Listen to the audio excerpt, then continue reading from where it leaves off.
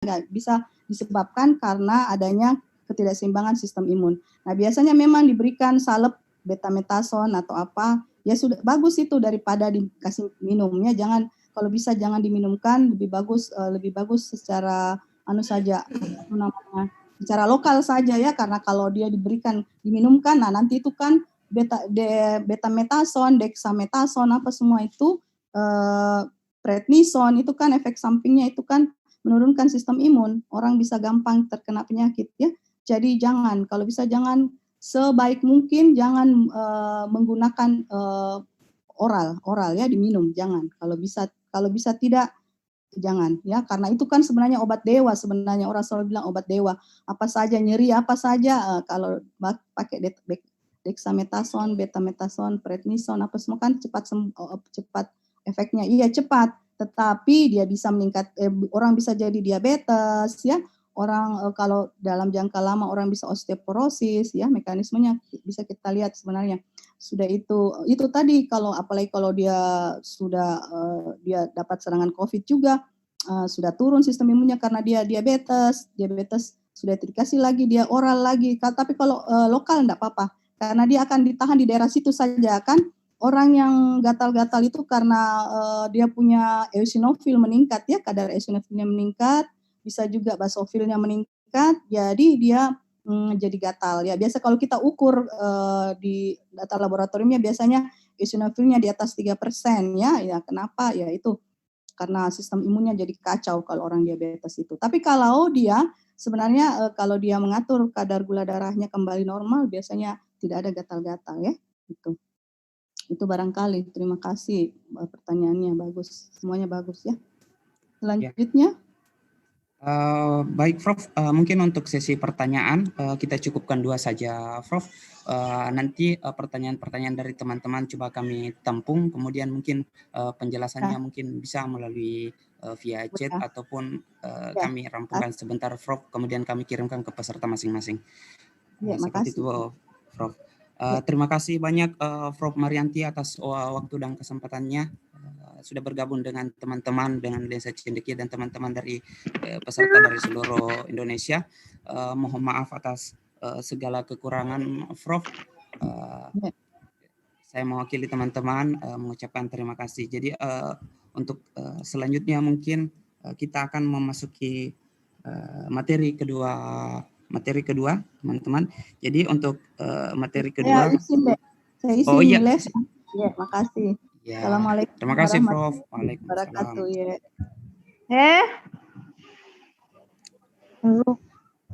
Ya, baik teman-teman sekalian, sekali lagi aturannya tetap sama.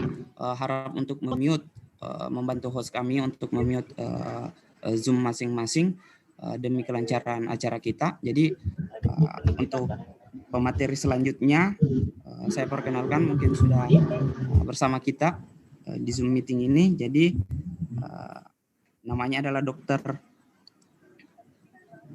Mardiana Ahmad, SIT MKEP. Jadi beliau merupakan dosen, salah satu dosen. Tempat tanggal lahir beliau di Polewali, Sulawesi Barat, ya. Tanggal 4 bulan 9 tahun 1968. Kemudian riwayat pendidikan, beliau merupakan alumnus dari Fakultas Kedokteran UGM Yogyakarta pada tahun 2004, kemudian S2 Fakultas Kedokteran UNPAD Bandung, kemudian S3 di Ilmu Kedokteran UNHAS Makassar. Mungkin Ibu Dr. Mardiana sudah bergabung. Selamat siang Ibu. Selamat siang. Ya, saya izin lanjut Bu untuk membacakan kurikulum vitae-nya. Mohon dikoreksi apabila ada salah. Kemudian riwayat pekerjaan, beliau merupakan Direktur Akbid Muhammadiyah Palopo pada tahun 2010 sampai 2013. Kemudian Sekretaris Prodi Magister Kebidanan PPS Unhas 2013 sampai sekarang. Jadi beliau juga sudah menerbitkan beberapa buku. Jadi di sini pada tahun 2011, 2012 dan 2013, yang terakhir itu adalah tentang panduan praktik asuhan persalinan patologi, kemudian ada komunikasi dan konseling dalam praktik kebidanan, dan integrasi Islam dalam praktik keperawatan kebidanan. Iya, Jadi mungkin itu sedikit kurikulum vitae dari Ibu Dr. Mardiana. Jadi mungkin kalau dibacakan akan sangat panjang dan memakan waktu. Jadi Kalau di Ibu mood ini kan nggak terdengar Dr. suara di belakang. Mardiana, Mood ini kan, jadi benar kan? Ibu Dr. Mardiana Ahmad akan membawakan materi tentang risiko kehamilan pada ibu diabetes pada masa pandemi ini. Mungkin untuk selanjutnya Ibu saya persilakan dapat menyampaikan materinya. Jadi untuk Terima kasih. sekali lagi untuk teman-teman moderator. untuk bisa memute. Iya, Terima kasih silakan Ibu. moderator. Apakah suara saya cukup jelas terdengar? Iya, sudah jelas Bu. Cuma ada beberapa gangguan suara dari luar ini nampaknya ya. Iya, Bu. Apakah jaringan atau saya tidak tahu, tidak memute, lupa memute ya. Baik, Bismillahirrahmanirrahim. Assalamualaikum warahmatullahi wabarakatuh. Rabbi israh li sadri wa yassir li amri wahlul 'uqdatam min lisani yafqahu qawli. Rabbi zidni ilman warzuqni fahman. Peserta webinar yang saya hormati, terutama sekali kepada panitia yang telah memberi saya waktu dan kesempatan untuk bisa berbagi dengan teman-teman mengenai topik diabetes dalam kehamilan, khususnya yang berkaitan dengan asuhan tugas kami sebagai seorang bidan, dalam hal ini asuhan kebidanan. Baik, minta izin host, apakah saya yang diminta untuk menjadi men-share materi saya atau langsung dari host sana? Sudah ada Bu, sudah ter-share sekarang. Oh sudah ya, jadi saya nggak perlu lagi ya. Iya Bu.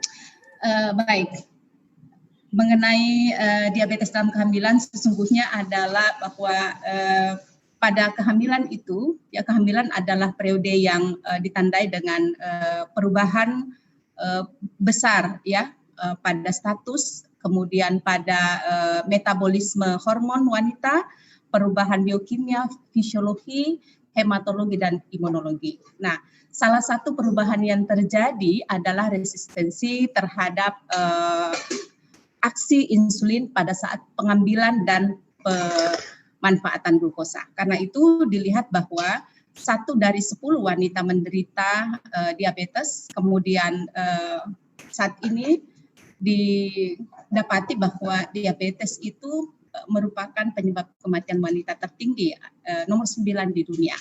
Nah, kehamilan normal sesungguhnya ditandai oleh hipoglikemia, puasa yang ringan, dan juga hiperglikemia postprandial dan hiperinsulinemia, sehingga kehamilan itu dianggap sebagai suatu kondisi hiperinsulinemia, ya, dianggap sebagai suatu kondisi diabetogenik. Ya. Adanya resistensi terhadap aksi insulin ini, ya, tolong slide. Adanya resistensi terhadap insulin akan menyebabkan peningkatan glukosa sebagai respon terhadap peningkatan pankreas, ya, sebagai respon terhadap peningkatan glukosa itu, maka pankreas mengeluarkan insulin ya ke dalam aliran darah. Pada wanita hamil, ya, tolong slide. Pada wanita hamil, insulin merupakan faktor pertumbuhan. Ya, dia merupakan insulin ini sendiri merupakan faktor pertumbuhan yang penting.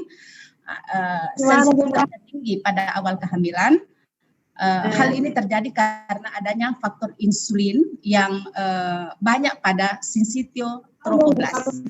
Kita ketahui bahwa sinsitiotrofoblast ini berhubungan langsung dengan darah ibu, ya, berhubungan langsung dengan darah ibu dan bertanggung jawab terhadap uptake dan metabolisme pada awal kehamilan. Ya. Kemudian pada kondisi normal, insulin yang berikatan dengan reseptor insulin menyebabkan fosforilasi subunit beta dari reseptor insulin. Nah, yaitu fosforilasi insulin reseptor substrat 1 atau disebut dengan IRIS1 pada residu tirosin, ya, pada residu tirosin yang selanjutnya menyebabkan transduksi sinyal intraseluler yang lebih lanjut. Ini kita lihat ya, slide-nya lambat. Ini fotonya mungkin tidak kelihatan. Jadi sinsitiotrofoblast yang ada di dalam plasenta yang ada di dalam uterus tadi itu dikatakan bahwa dia berpengaruh ya, bertanggung jawab terhadap uptake dan metabolisme pada awal kehamilan. Ini yang sitotrofoblast dibentuk pada awal kehamilan. Next slide.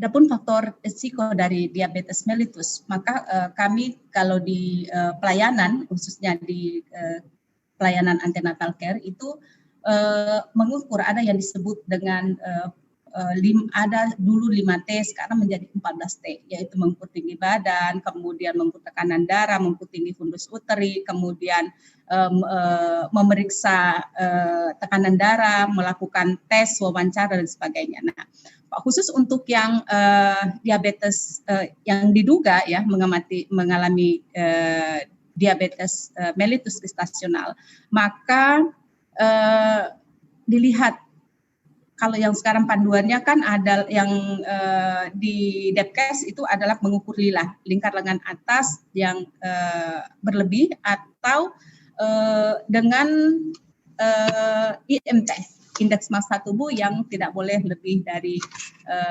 20 ya. Sehingga perlu mengetahui apakah klien itu masuk dalam kelompok obes atau overweight. Kemudian kalau misalnya dia usia hamilnya usia hamil lebih dari 30 tahun, kemudian pernah ada riwayat melahirkan bayi besar 4 kg atau lebih, kemudian ada riwayat dalam diabetes dalam keluarga, riwayat diabetes gestasional pada kehamilan sebelumnya untuk yang multipara, kemudian kenaikan berat badan yang berlebih saat hamil lebih dari 16 kilo selama kehamilan, ada riwayat stillbirth, kemudian riwayat melahirkan bayi dengan kelainan kongenital atau glukosauria yang saat hamil.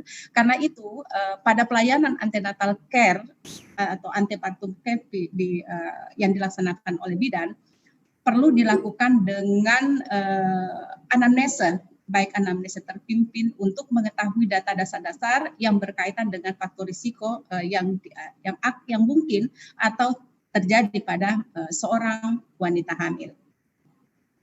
Seperti kita ketahui bahwa kriteria diabetes gestasional bila terjadi gangguan toleransi glukosa yang terjadi sewaktu hamil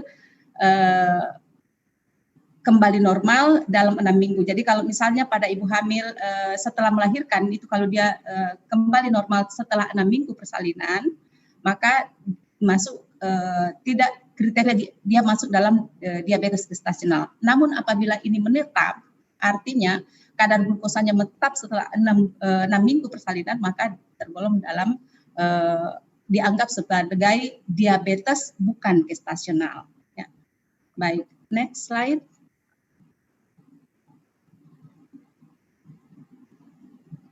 Next slide, Mas. Halo. Iya Bu, tunggu sabar. Ya, host bisa dibantu? Oke. Bila agak kesulitan, saya bisa diundang menjadi host biar bisa membantu hostnya.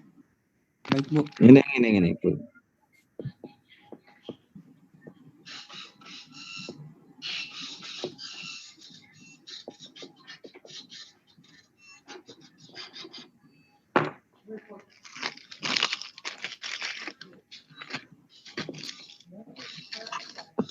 Sepertinya host juga lagi ada gangguan sinyal jadi. Oh iya. Oke.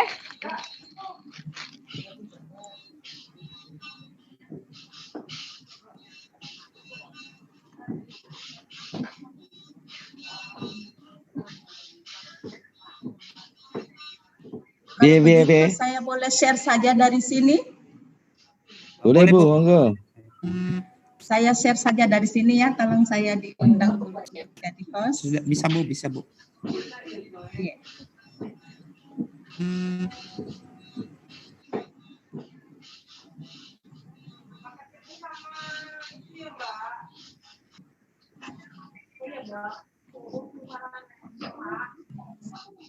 Ibu Sep. RR.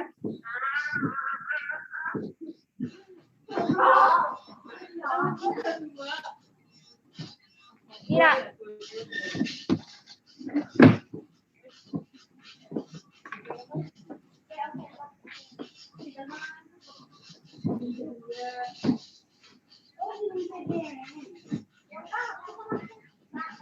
Udah bisa saya share. Nggak bisa di-share ya, Bu? Sudah Belum nih. bisa ya? Saya share nih. Iya. Minta izin saya boleh share? Iya. Ya. Boleh.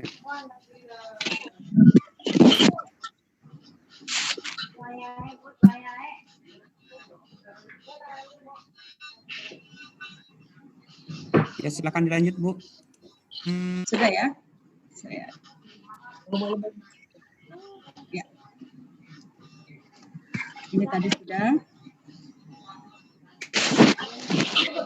Faktor risiko juga tadi. Nah, untuk diagnosis diabetes gestasional ini pada kehamilan, kita melihat sesuai dengan panduan WHO bahwa kalau kita menjumpai glukosa darah puasa pada kadar misalnya lebih dari 7,0 mm per mol, kemudian miligram per deka atau kadar gula darahnya per miligram dekaliter, kita jumpai 126, ini panduannya bahwa kemudian glukosa darah 2 jam pasca pembebasan 75 gram glukosa dijumpai nilai seperti ini, maka itu dimasukkan dalam kriteria diagnosis. Kemudian untuk DMJ ditegakkan berdasarkan kriteria satu dari nilai kadar glukosa darah ini itu menjadi catatan bahwa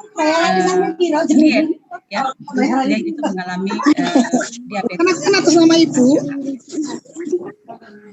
Kemudian untuk kami menerima penanganan diagnosis diabetes gestasional itu pada ibu hamil misalnya kita tanyakan pada saat anamnese apakah memiliki faktor risiko untuk obesitas, kemudian riwayat DM gestasional sebelumnya, kemudian mengalami glukosa urea, riwayat keluarga dengan diabetes, mohon maaf, abortus habitualis, riwayat melahirkan dengan catat bawaan atau bayi melahirkan bayi dengan berat lebih dari 4.000 gram, juga riwayat preeklamsia. Nah, kalau dia misalnya didapatkan data, iya, maka kita lakukan pemeriksaan glukosa darah sewaktu atau glukosa darah puasa pada kunjungan antenatal pertama.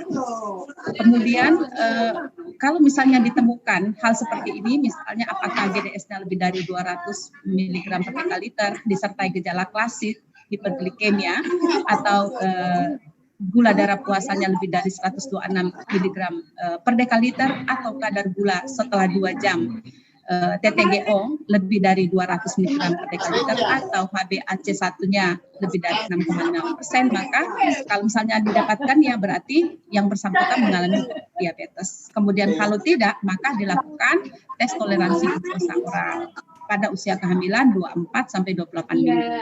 Nah, kalau misalnya pada pemeriksaan itu nggak didapati ya, maka diagnosa sudah dapat ditegakkan diagnosa diabetes gestasional. Namun apabila tidak ditemukan hal seperti ini, maka yang bersangkutan atau ibu hamilnya dikatakan hamil dengan tidak mengalami GDM.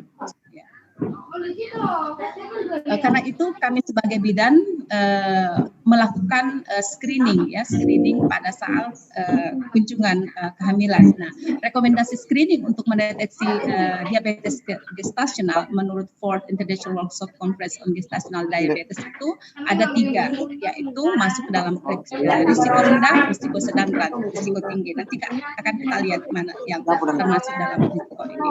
Nah, risiko screening tidak perlu dilakukan apabila usianya kurang dari 25 tahun. Jadi memang dikatakan bahwa usia reproduktif yang baik adalah 20 tahun ke atas. Kemudian berat badan normal sebelum hamil, jadi penting juga kita mengetahui berapa berat badan wanita tersebut sebelum hamil. Kemudian selanjutnya tidak ada riwayat obstetrik yang terganggu sebelumnya. Seperti tadi misalnya ada abortus habitualis. Jadi walaupun dia melahirkan hamil yang pertama, tetapi yang belum punya anak, kemudian tetapi punya riwayat abortus habitualis, abortus yang berulang, maka ya itu bisa menjadi salah satu prognosa kita untuk klien. Tapi kalau dia tidak mengalami hal tersebut, maka screening tidak perlu dilakukan. Kemudian tidak didapatkan riwayat diabetes pada kerabat dekat, ya. Kemudian angka kejadian diabetes gestasional pada daerah tersebut juga rendah. Kemudian selanjutnya,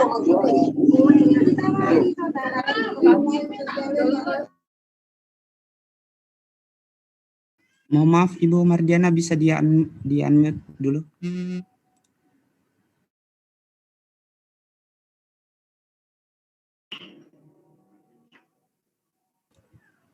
Ya Bu, silahkan dilanjut. Terima kasih.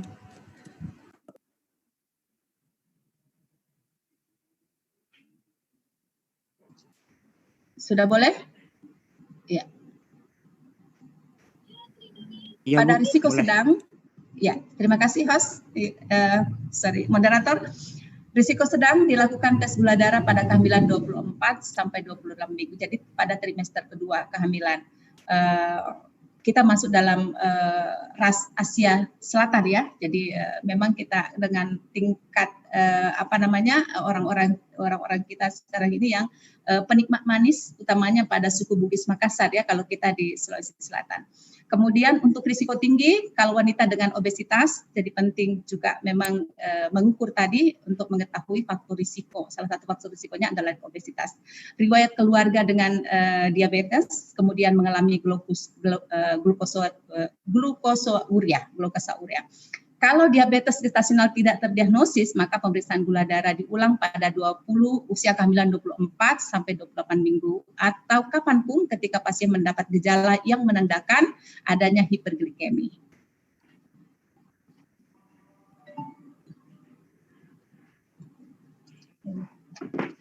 Ya. Bagaimana pengelolaan diabetes? Jadi pengelolaan diabetes atau DGM dalam kehamilan itu yang pertama adalah mempertahankan kadar glukosa darah puasa, ya, supaya dia tetap kurang dari 105 mg per dekaliter. Nah, untuk hal ini kalau kami di kebidanan kita penanganannya kan kita sudah semua tahu bahwa interprofessional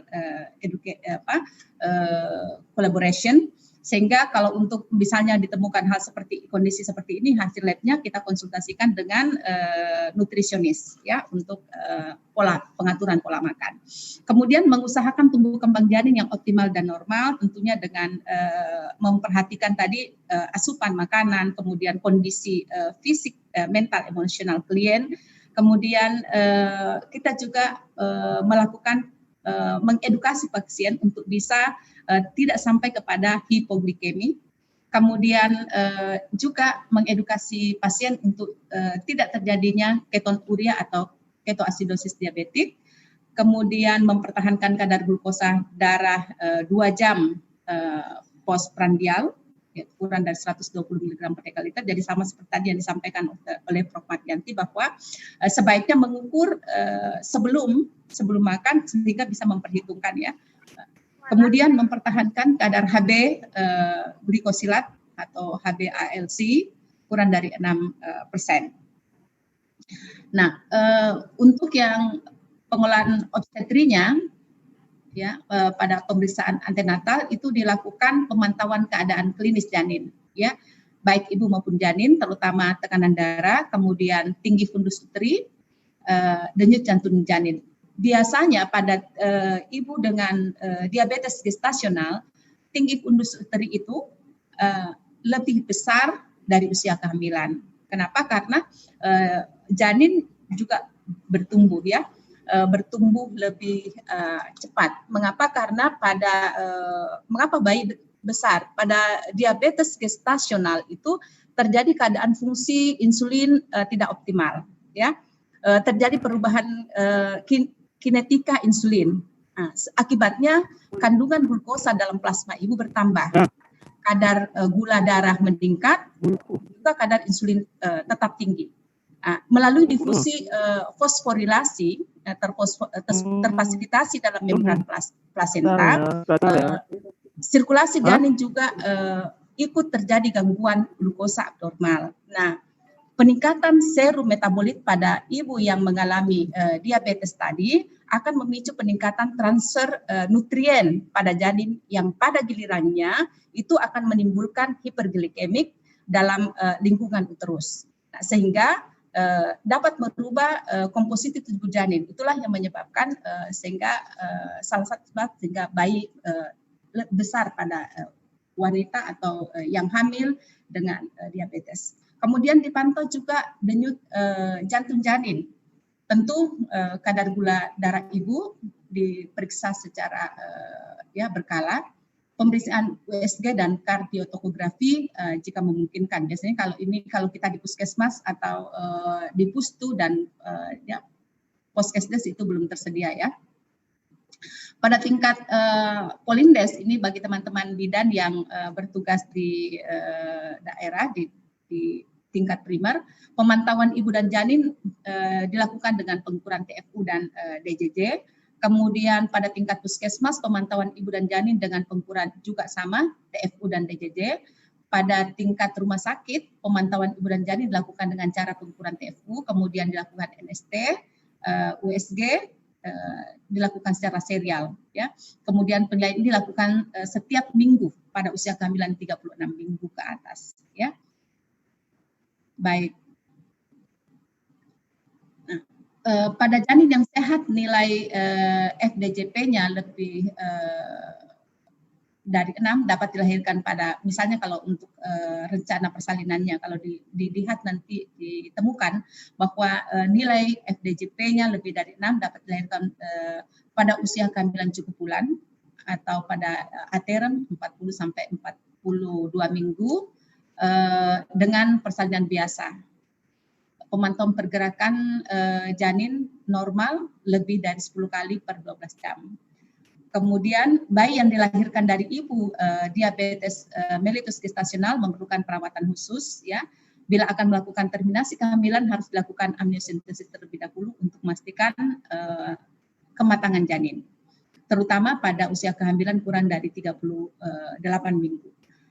Kehamilan dengan diabetes mellitus gestasional yang ada komplikasi, misalnya ibunya mengalami hipertensi, kemudian preeklamsi, ada kelainan vaskuler dan infeksi, harus dirawat sejak usia kehamilan 34 minggu. Jadi penting memang bidan melakukan edukasi dan konseling terkait hal tersebut, karena jangan-jangan nanti anggota keluarga atau pasien merasa bahwa saya belum waktunya melahirkan, tapi kenapa harus dirawat di rumah sakit ya.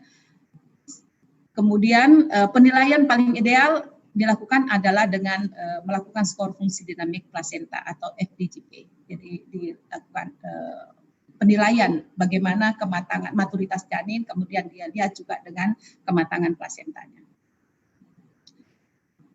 Nah, karena kami bidan, maka manajemen yang dilakukan pada pasien dengan DJM itu adalah manajemen non farmakologi. Ya. Jadi semua wanita dengan diabetes gestasional ya, harus mendapat konseling gizi, kemudian perawatan individualisasi untuk nutrisi medis tergantung pada berat badan ibu, kemudian untuk terapi nutrisi medis ini berkaitan dengan penyediaan kalorinya, kemudian nutrisi yang memadai untuk memenuhi kebutuhan kehamilan, dan harus konsisten dengan tujuan glukosa dari ibu yang telah ditetapkan. Artinya tidak, dia kalau bisa konstan ya. Kemudian untuk wanita yang gemuk ya, kalau BMI-nya lebih dari 30 kg ya, meter kubik, maka pembatasan kalorinya 30-33% ya.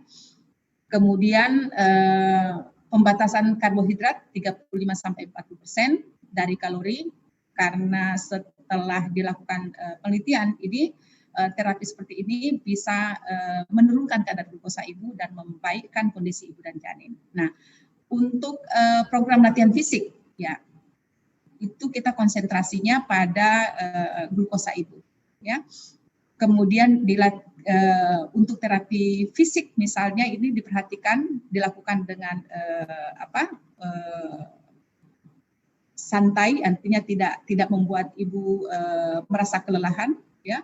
Kemudian dipastikan bahwa kondisi janin juga baik.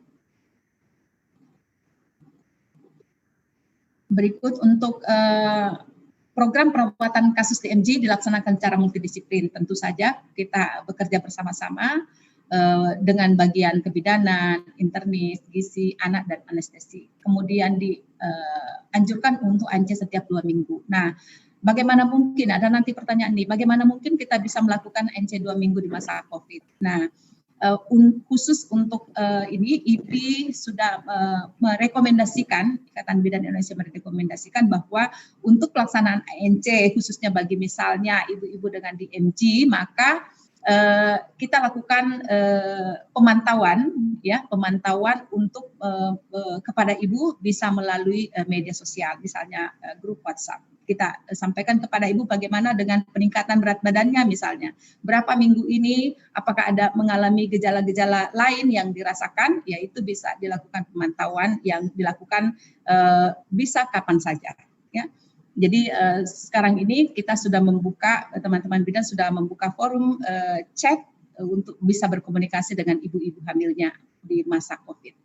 Kemudian target glukosa darah senormal mungkin ya kita upayakan untuk memberikan edukasi, kemudian tadi dengan pendekatan multidisiplin untuk bisa ibunya tetap mengontrol diet dan pola makannya, termasuk olahraga dan insulin. Kemudian kalau misalnya memang diberikan obat anti diabetik itu tidak dianjurkan oleh karena dapat menembus pada plasenta. Jadi kalau pada ibu-ibu misalnya dengan tadi mungkin sudah dijelaskan sama Prof. Madianti ya, bahwa kalau ibu hamil yang mengalami diabetes itu tidak disarankan. Lalu nanti kalau ada pertanyaan, bagaimana kalau misalnya ada ibu hamil dengan diabetes, kemudian jadi dia kalau kita istilahkan diabetes kronik, ya, diabetes kemudian menjadi hamil itu perlu dikonsultasi ketat dengan dokter, ya, untuk bisa memastikan apakah kehamilannya bisa dipertahankan atau dilakukan terminasi. Amniocentesis diperlukan bila memperkirakan apakah janin sudah matur dalam rangka persiapan untuk kelahiran janin, ya. Bila direncanakan untuk sesi elektif itu dilakukan sebelum usia kehamilan 39 minggu, artinya posisi janin atau usia kehamilan janin ini sudah dianggap matur. Nah, untuk manajemen diet, ya, tujuan utama penanganan diet pada ibu dengan diabetes gestasional ini adalah menjaga perkembangan dan pertumbuhan janin, kemudian memelihara dan menjaga berat badan ibu yang tetap ideal, kemudian juga menormalkan konsentrasi glukosa darah ibu. Untuk kebutuhan kalori dalam kehamilan kira-kira 5 kilokalori per kilogram berat badan ibu, ya. Dan ini kalau misalnya ini lebih besar dapat dilakukan pembatasan termasukkan karbohidrat, ya. Kemudian protein dalam jumlah yang cukup 1,5 gram per kilogram berat badan, dan kalau ini misalnya dilakukan secara konsisten menurut penelitian itu bisa memelihara kadar glukosa ibu selama kehamilan. Berikut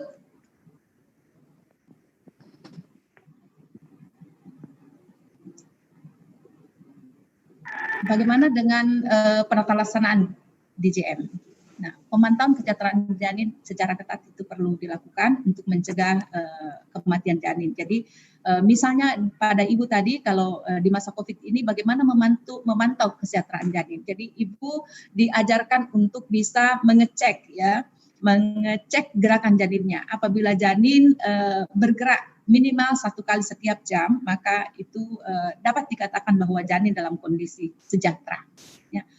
Kemudian dilakukan profil biofisik janin setiap saat bila diperlukan. Ya, tentu ini tidak dilakukan oleh bidan ya untuk amniocentesis. Kalau demikian juga dengan NST. Pemantauan gerakan janin ini penting sejak usia kehamilan 8 minggu untuk mengetahui kondisi janin. Kemudian NST setiap minggu pada usia hamil 28 sampai 30 minggu. Nah, ini kalau misalnya ibu sudah mengalami didiagnosa bahwa mengalami DMG, nah maka NST ini dilakukan di fasilitas kesehatan seperti rumah sakit. Bagaimana asuhan selama persalinan? Bidan melakukan asuhan selama persalinan pada pasien dengan DMG itu pasien dengan kadar gula terkendali dengan diet saja diperbolehkan melahirkan sampai dengan ATRM. Nah, bila sampai usia kehamilan 40 minggu belum terjadi persalinan, maka bisa dilakukan pemantauan kesejahteraan janin 2 kali seminggu. Pada pasien dengan hipertensi dalam kehamilan sebelumnya, harus dilakukan pemantauan kesejahteraan janin 2 kali seminggu mulai usia kehamilan 32 minggu. Nah, perkiraan berat lahir secara klinis dan pemeriksaan USG dilakukan untuk mendeteksi adanya tanda-tanda makrosomia. Kemudian pasien dengan DMG yang dalam terapi insulin disertai diet untuk mengendalikan kadar glukosa darah direncanakan program pemantauan atau evaluasi janin dengan antepartum fetal surveillance, perawatan intensif untuk mendeteksi dan mengatasi kejadian hipoglikemi, hipokalsemi, dan hiperbilirubinemi pada neonatus juga dilakukan. Nah, pada saat persalinan, pengelompokan risiko. Ya, untuk risiko rendah, regulasinya biasanya baik. Tidak ada vaskulopati, pertumbuhan janin normal, pemantauan kesejahteraan janin antepartum juga baik, tidak pernah melahirkan janin mati, persalinan diperbolehkan sampai usia kehamilan 40 minggu. Nah, pada risiko tinggi, yang masuk dalam risiko tinggi, jika regulasinya jelek, ada komplikasi vaskulopati, kemudian ada kecenderungan makrosomia, ada polyhydramnion, ada ibu dengan riwayat stillbirth, kemudian pertimbangkan pada kasus ini maka dipertimbangkan untuk persalinan pada usia kehamilan 38 minggu. Jika ditemukan tes maturasi janin positif. Nah, untuk cara persalinan pada kasus risiko rendah diperbolehkan melahirkan ekspektatif spontan per pagi 6 sampai dengan usia kehamilan ATRM. Nah, pada kasus RISTI dianjurkan terminasi kehamilan atau pengakhiran kehamilan pada usia kehamilan 38 minggu. Nah, pada usia 38 minggu ini janin sebenarnya sudah ATRM dengan memberikan pemberian kortikosteroid untuk pematangan paru janin.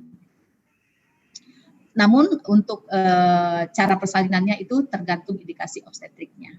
Pada kasus makrosomia dengan perkiraan berat janin 4.000 gram biasanya dilahirkan secara seksual elektif. Ya. Kemudian untuk regulasi glukosa intrapartum itu dilakukan pemeriksaan kadar glukosa darah secara kapiler setiap jam dan dipertahankan selalu di bawah 110 mg per dekaliter. Dan selalu mengontrol kadar glukosa selama proses persalinan. Nah, untuk perawatan pasca salin dilakukan setiap monitoring untuk mengetahui profil glukosa darah.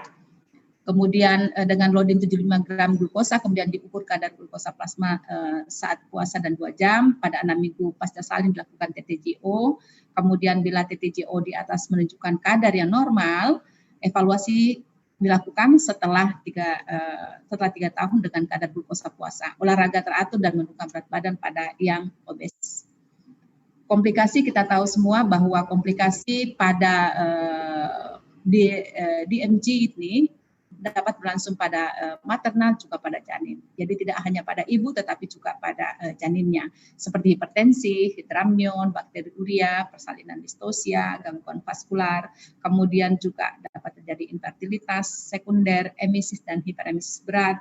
Jadi kami yang bidan itu jika menemukan misalnya dalam anamnesanya dalam pemeriksaannya menemukan hiperemesis yang berat, kita biasanya curiga jangan-jangan ibunya mengalami diabetes gestasional.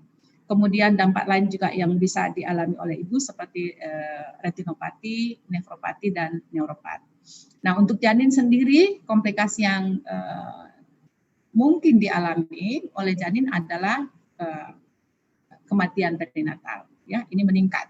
Kemudian juga ada kelainan kongenital, makrosomia, IUFD. Kenapa penting tadi kita memberitahu ibu untuk bisa memantau gerakan janinnya setiap jam kalau memungkinkan untuk mengetahui janin tetap sehat. Ya.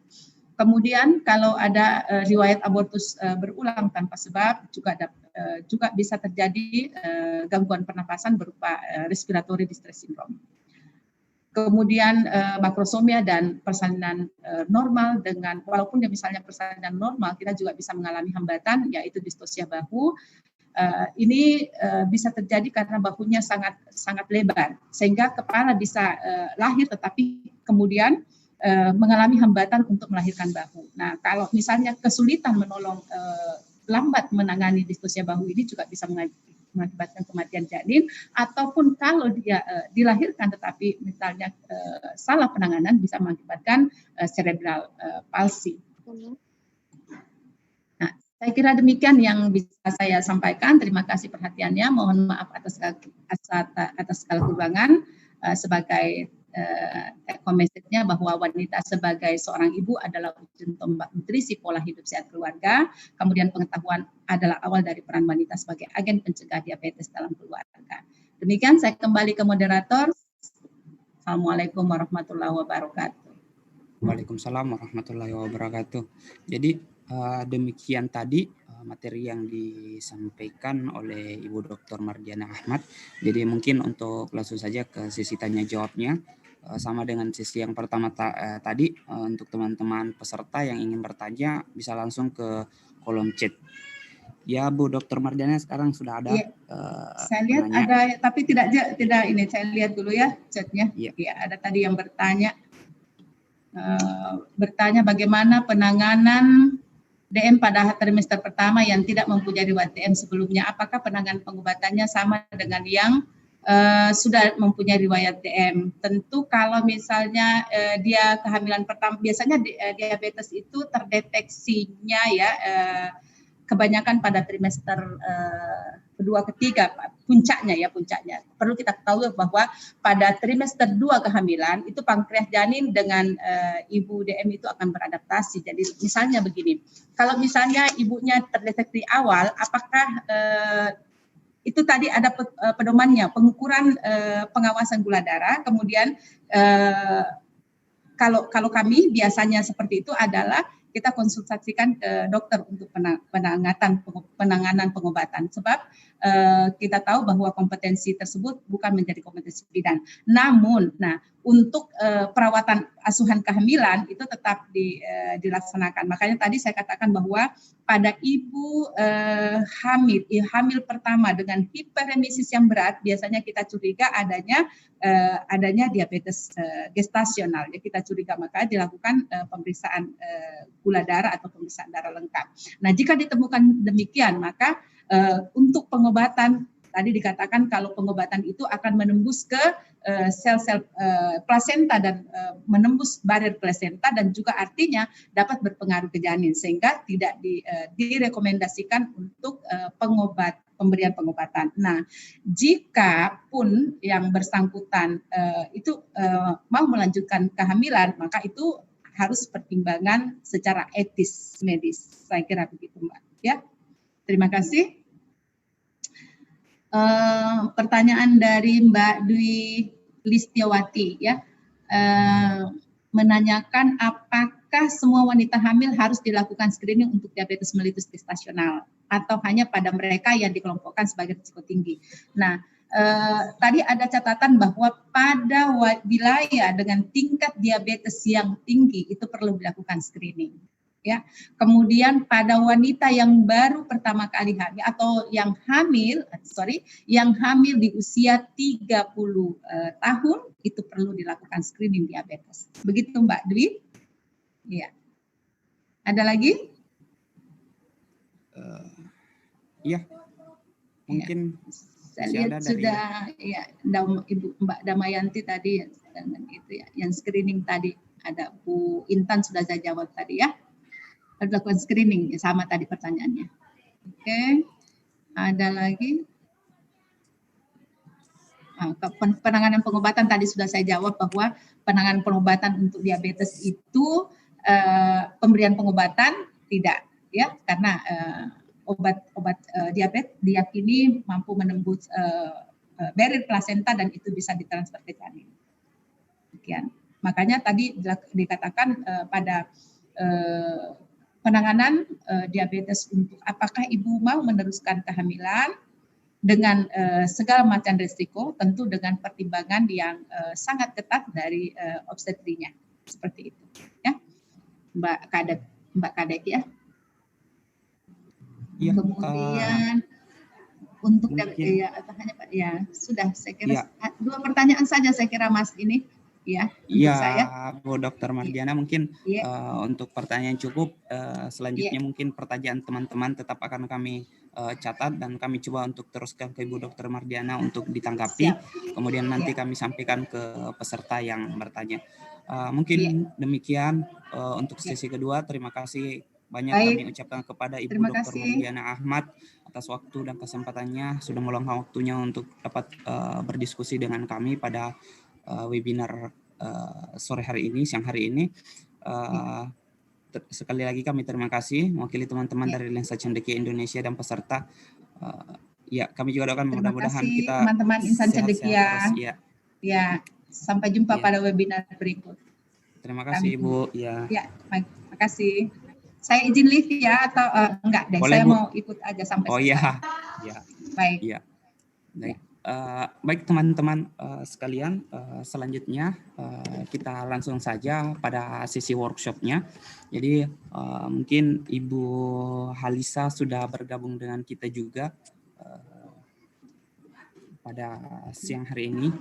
Mungkin sebelumnya saya bisa, Ibu Halisa mungkin bisa.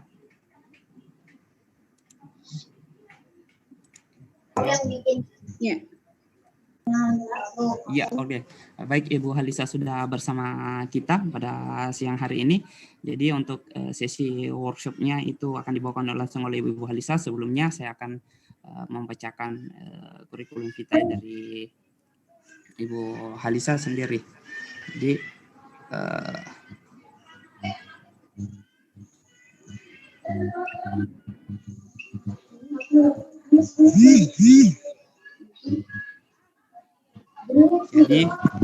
beliau merupakan praktisi bidan, ya, praktisi bidan. Alamat beliau sekarang berada di BTN Masagena Blok A nomor 4 Mamuju. Kemudian riwayat pendidikan, dia alumni D3 Kebidanan Akbid Muhammadiyah Makassar pada tahun 2004. Kemudian D4 Bidang Pendidik Poltekkes Kemenkes Makassar pada tahun 2010. S2 Kebidanan tahun 2015.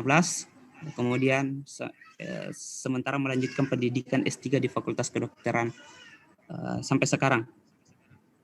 Kedokteran Unhas 2019 sampai sekarang.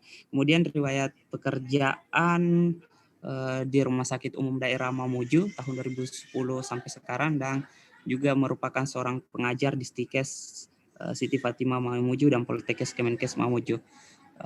Mungkin ada juga penghargaan di sini, juara 1 oral presentasi hasil penelitian pada kegiatan pertemuan dokter Islam sedunia Federation Islamic Medical Association pada tahun 2007. Mungkin itu kurang lebih kurikulum vitae dari beliau. Untuk memaksimalkan waktu yang ada, kepada Ibu Halisa, waktu dan tempat saya persilakan dengan hormat. Oke, baik. Terima kasih. Assalamualaikum warahmatullahi wabarakatuh dan selamat siang. Terima kasih kepada moderator yang telah memberikan waktu, dan terkait dengan diabetes mellitus pada ibu hamil itu tadi sudah banyak disampaikan oleh Bunda kita, Dr. Mardiana Ahmad, SSIT, MKEP. Beliau adalah guru kami di Universitas Hasanuddin pasca sarjana. Baik, saya langsung saja untuk materi kali ini. Saya kebetulan diberikan amanah untuk menyampaikan tentang pedoman khusus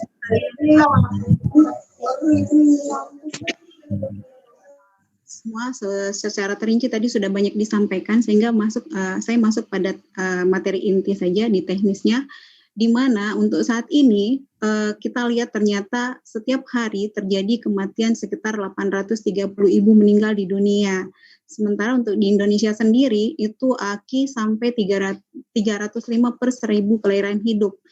Hal itu disebabkan oleh penyakit komplikasi yang terkait dengan kehamilan dan persalinan. Nah, salah satunya diantaranya adalah diabetes. Nah, yang menjadi masalah adalah sebagian besar kematian tersebut sebenarnya seharusnya masih bisa dicegah dan diselamatkan, dan ibu yang meninggal karena komplikasi kebidanan yang tidak dapat ditangani dengan baik dan waktu yang tepat. Mungkin khususnya untuk wilayah Sulawesi Barat, contohnya masih banyak akses untuk ke pelayanan kesehatan yang sulit sehingga kadang-kadang terlambat untuk sampai ke tempat rujukan. Nah, untuk kehamilan dan persalinan sendiri itu sekitar 15% mengalami komplikasi, sementara 85% itu masih dalam kondisi normal. Slide.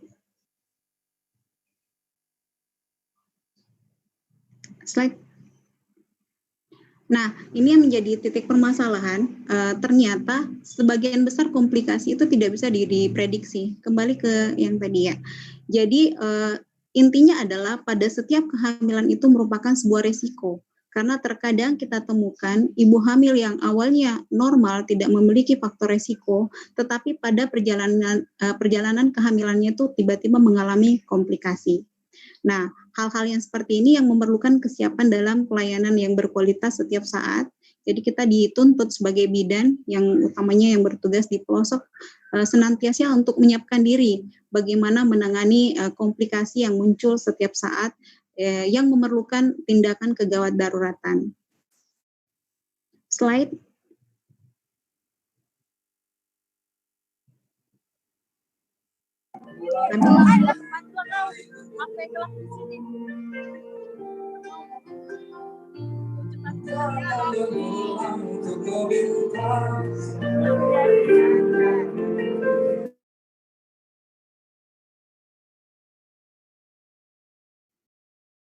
Slide. Mohon maaf Ibu Alis. Iya. Ya, slide. Saya langsung sendiri ya. Oh iya boleh Bu. Nah, supaya ini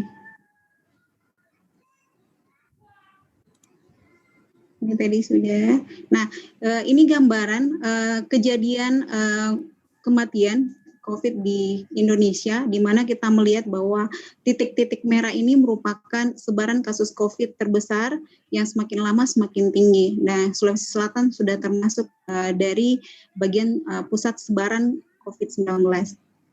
Kemudian untuk penyebab utama kematian sendiri oleh kasus-kasus diabetes mellitus itu terbanyak kematian penyumbang karena perdarahan atau HPP, hemorrhagic postpartum.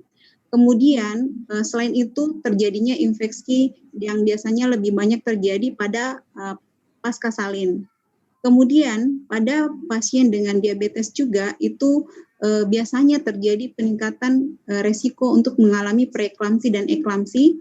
Dan tadi sudah disampaikan di awal di Bunda Mardiana Ahmad bahwa salah satu komplikasi yang dapat terjadi itu pada bayi, biasanya pada ibu dengan diabetes mellitus atau diabetes gestasional itu bisa mengalami makrosomia, sehingga terjadi partus lama atau partus macet atau distosia bahu, dan faktor lain adalah kemungkinan terjadinya aborsi yang tidak aman. Nah, di era new normal atau di zaman COVID sekarang ini yang lagi pandemi, sebenarnya masalah yang dihadapi oleh penderita diabetes terutama bukan dari potensi untuk tertularnya, tetapi ketika tertular virus, itu dia lebih beresiko untuk mengalami komplikasi yang lebih berat dibandingkan dengan pasien-pasien yang lainnya. Jadi semakin banyak komorbid atau penyakit penyerta dari ibu tersebut, maka semakin tinggi peluang mereka untuk mendapatkan komplikasi yang serius dari COVID-19 ini. Nah, komplikasi persalinan pada pasien dengan gestasional diabetes itu lebih cenderung terjadi distosia bahu karena biasanya anak menjadi lebih besar. Kemudian sering terjadi atoni uteri, tadi juga sudah disampaikan. Kemudian oleh karena terjadinya gangguan-gangguan seperti anak besar, atonia, biasanya terjadi pengakhiran persalinan dengan tindakan, apakah itu dengan vakum atau dengan seksio. Kemudian resiko untuk mengalami infeksi juga lebih besar. Nah, bagaimana pedoman persalinan penderita diabetes di era new normal saat ini? Untuk ibu bersalin secara umum, ibu tetap bersalin di fasilitas kesehatan, di mana ketika sudah ada tanda-tanda persalinan, ibu segera ke Pasienkes. Kemudian untuk ibu dengan status kontak erat atau kita dulu sebut dengan ODP atau kasus suspek atau yang biasa kita sebut sebelumnya adalah PDP dan kasus terkonfirmasi COVID, itu sebaiknya dirujuk ke rumah sakit rujukan COVID karena memang membutuhkan prasarana yang lebih khusus. Kemudian rujukan persalinan terencana untuk ibu hamil beresiko itu tetap kita lakukan rujukan sesuai dengan prosedur pencegahan COVID-19. Kemudian KB pasca salin sesuai prosedur diutamakan untuk menggunakan metode kontrasepsi jangka panjang.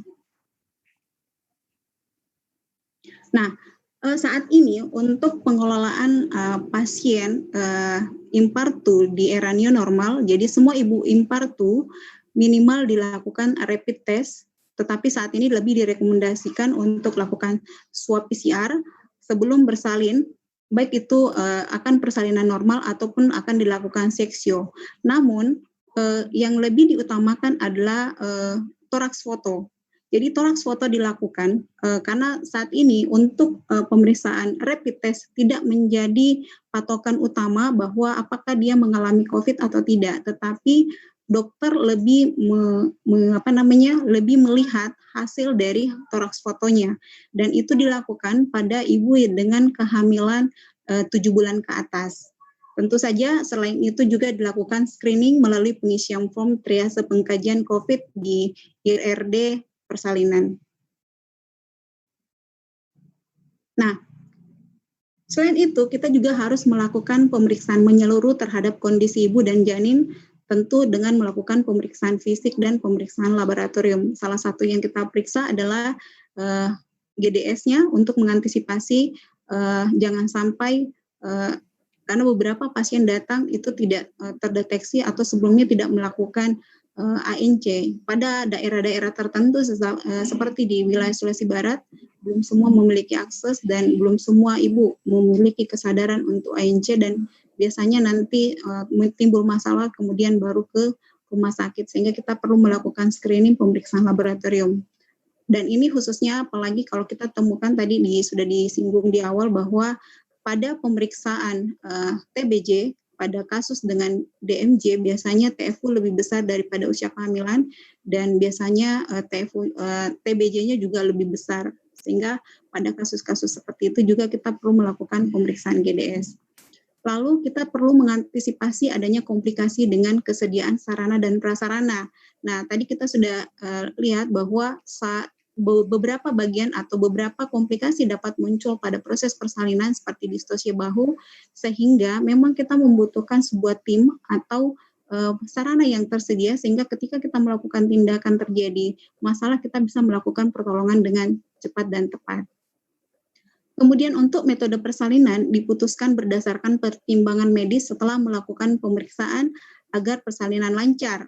Kemudian kita berusaha untuk meminimalkan resiko agar jadi pada intinya bagaimana persalinan ini aman dan menyebabkan tidak ada meminimalisir resiko atau masalah pada ibu dan bayinya.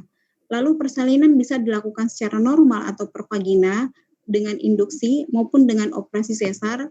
Tentu pilihan metode persalinan akan dipertimbangkan oleh dokter obgyn berdasarkan dengan kondisi ibu dan janinnya. Nah, teman-teman sekalian, ini adalah APD lengkap level 2 yang digunakan pada saat menolong persalinan. Kemudian tentu saja ini ya, untuk APD level 2 kita tentu saja harus prosedurnya sudah difahami bahwa tentu harus melepaskan barang-barang pribadi seperti jam tangan, kemudian menggunakan baju kerja seperti dan sepatu tertutup, tetap melakukan cuci tangan, memakai penutup kepala sekali pakai, gunakan apron atau gaun, kemudian masker N95 dan menggunakan Google atau face shield, kemudian sarung tangan. Jadi ini yang harus digunakan pada saat menolong persalinan normal. Namun pada kondisi-kondisi yang tidak diperkenankan atau tidak direkomendasikan untuk melakukan persalinan normal, jadi harus dilakukan seksio, diantaranya adalah ketika terjadi gawat janin, di mana kita ketahui bahwa pada kondisi gawat janin, itu bayi harus dilakukan segera harus dilahirkan, sehingga perlu dilakukan seksio. Kemudian pada kasus-kasus seperti panggul sempit, kita sudah tahu bahwa pada kondisi panggul sempit, kemudian anak dengan passenger yang cukup besar pada makrosomia sehingga tidak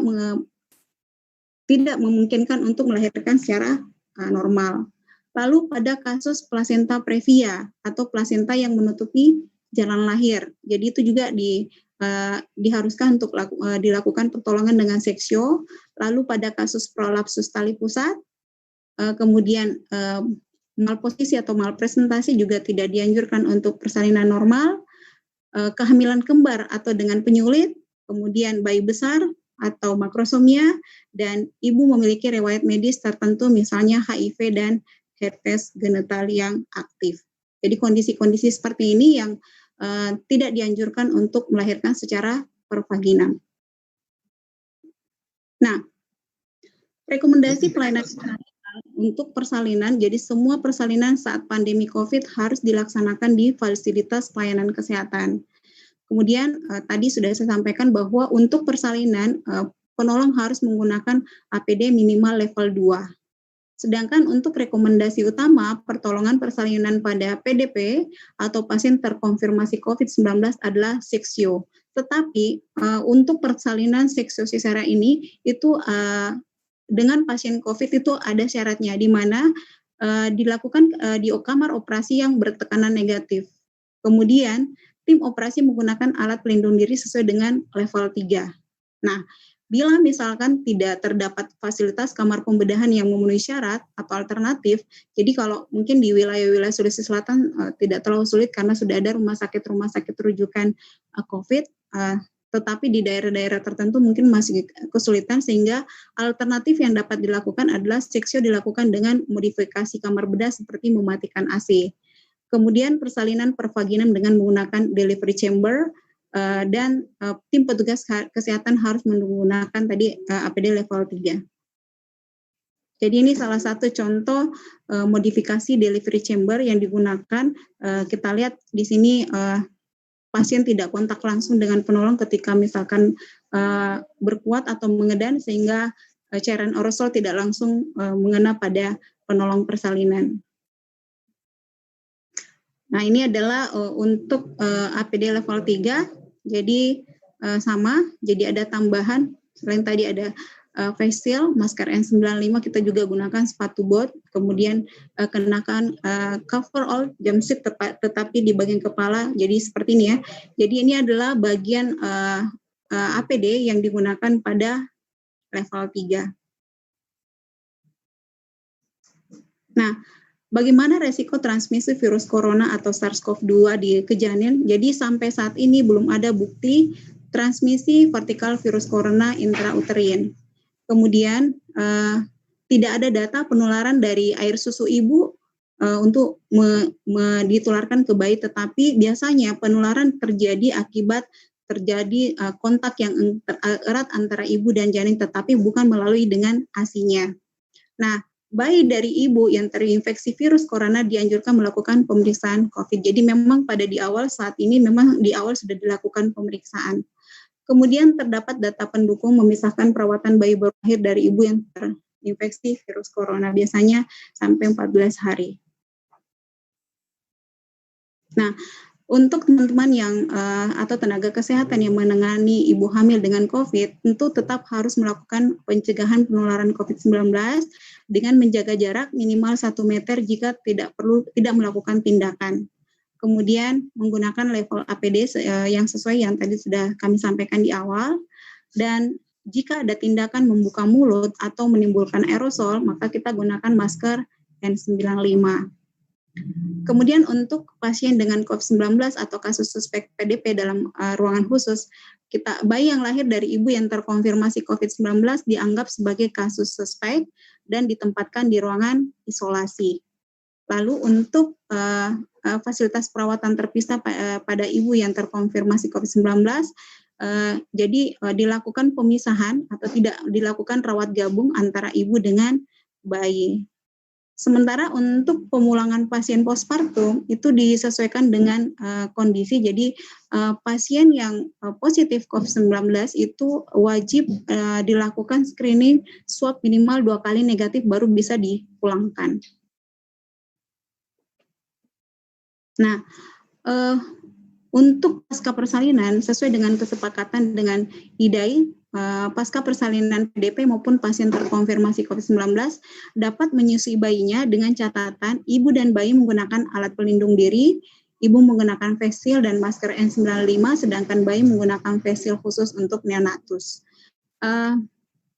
Beberapa catatan penting yang perlu kita ketahui bahwa saat ini tidak diperkenankan untuk melakukan IMD, ya khususnya pada pasien dengan COVID. Nah, bayi dirawat di ruang isolasi dan tidak boleh rawat gabung, serta pemasangan alat kontrasepsi dalam rahim tetap dapat dilakukan, misalnya dengan pemasangan IUD pasca salin. Nah, ASI adalah sumber nutrisi terbaik bagi bayi dan ya. Halo, bisa didengarkan? Bu, halo. Bisa Bu, lanjut.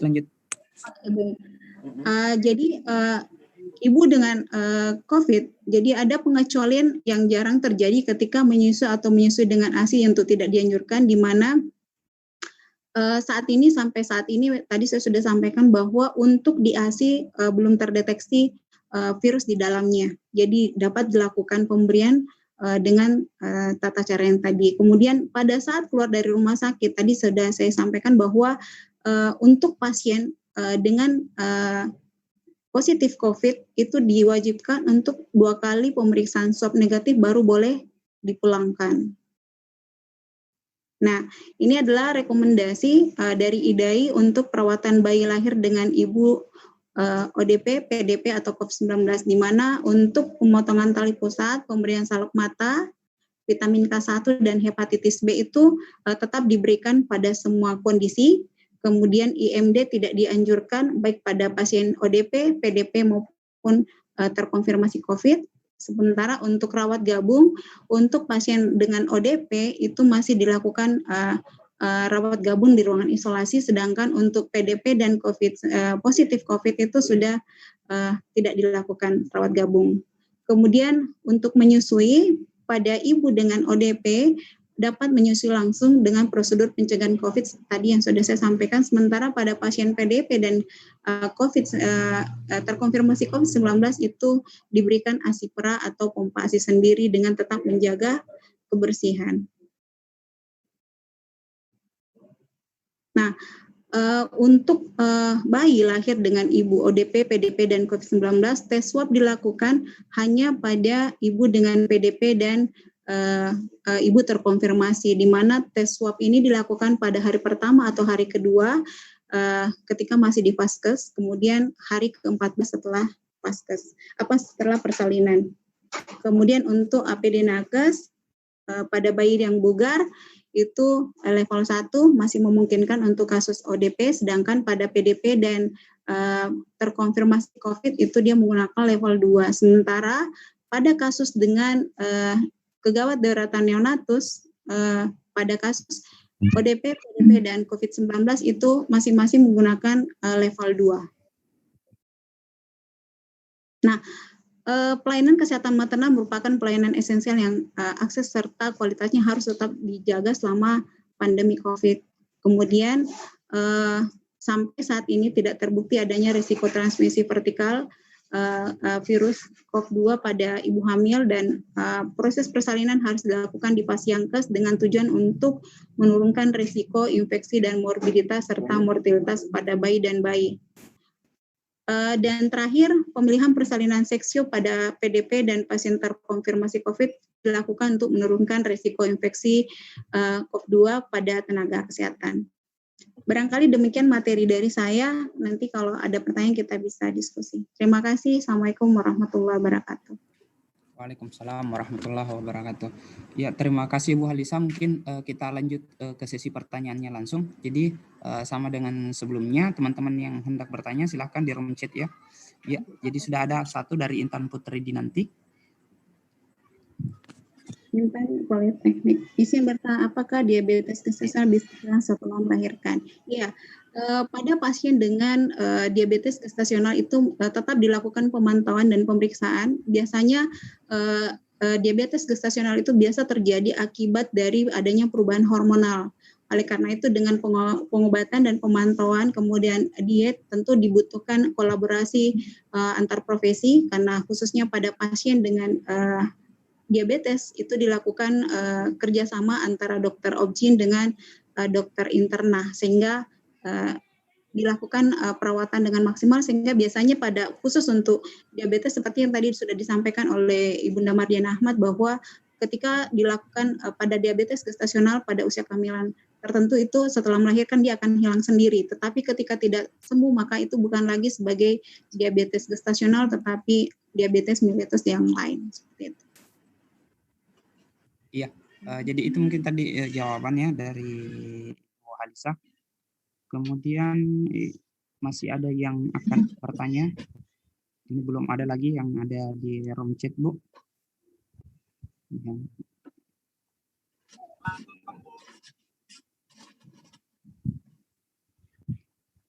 Ya, jadi teman-teman sekali lagi yang ingin bertanya langsung kepada Ibu Halisa bisa melalui room chat kita. Silakan ditulis pertanyaannya, nama, kemudian pertanyaannya nanti akan langsung dijawab oleh Ibu Halisa.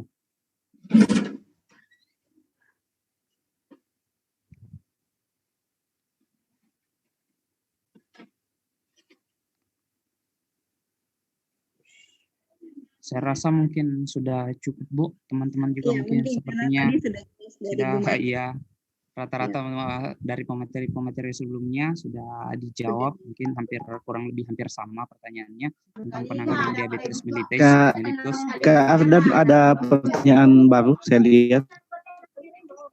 Oh iya, saya belum dapat. Dari mana? Saya belum dapat. Dari Suryanto Siregar. Belum ada ya? Tidak kelihatan. Iya. Sepertinya pertanyaan yang tadi, yang pemateri sebelumnya. Untuk saya, pertanyaannya untuk siapa, Mas? Pertanyaannya ini yang tadi. Oh ya, ini ada yang dari Serense. Jika pasien ingin partus dilakukan rapid dan hasilnya positif, apakah harus dilakukan swab sedang waktu partus sudah jatuh tanggal? Jadi ini untuk kembali ke Ibu Halisa. Oh, Bu Halisa. Iya. Oke, tadi saya sudah sampaikan bahwa pada pasien untuk rapid test itu sudah tidak menjadi ukuran sebagai apakah dia COVID atau tidak, karena pada kenyataannya pada pasien-pasien yang terkadang kita temukan hasil rapid test positif, tetapi kenyataannya dia tidak COVID, sehingga yang menjadi tolak ukurnya saat ini adalah dilakukan toraks foto. Nah, kalau misalkan pasien terburu masuk, tapi rata-rata di rumah sakit saat ini mereka sudah betul-betul melakukan pencegahan dengan ketat menggunakan APD lengkap. Kalau keburu brojol itu biasanya dilakukan tes sambil menunggu hasil pemeriksaan. Jadi sekali lagi tadi saya sudah sampaikan bahwa untuk kehamilan 7 bulan ke atas itu dilakukan yang menjadi patokan dokter untuk saat ini adalah pemeriksaan toras, apakah kelihatan ada pneumonia dan sejenisnya, dan itu yang menjadi tolak ukur apakah pasien COVID atau tidak. Jadi tidak hanya pada rapid test atau swab-nya. Jadi kita tetap dilakukan pemeriksaan yang toraks seperti itu.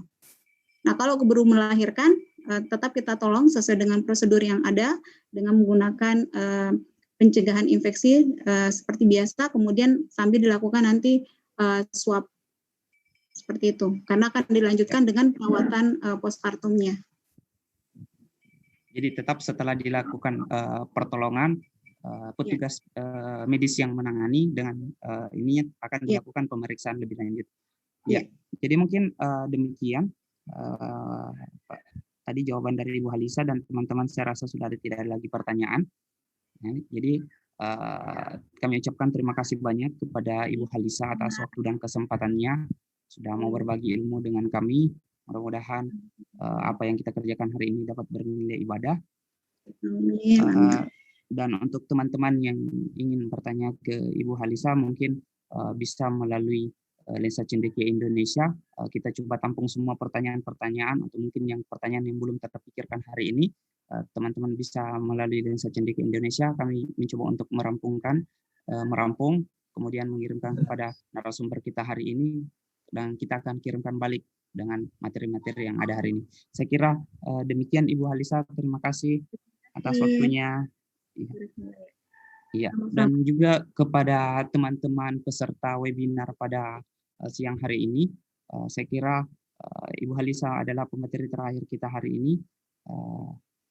Untuk teman-teman, terima kasih banyak atas partisipasinya, dan untuk ketiga narasumber kita yang sempat hadir, terima kasih sekali lagi atas waktu dan kesempatannya.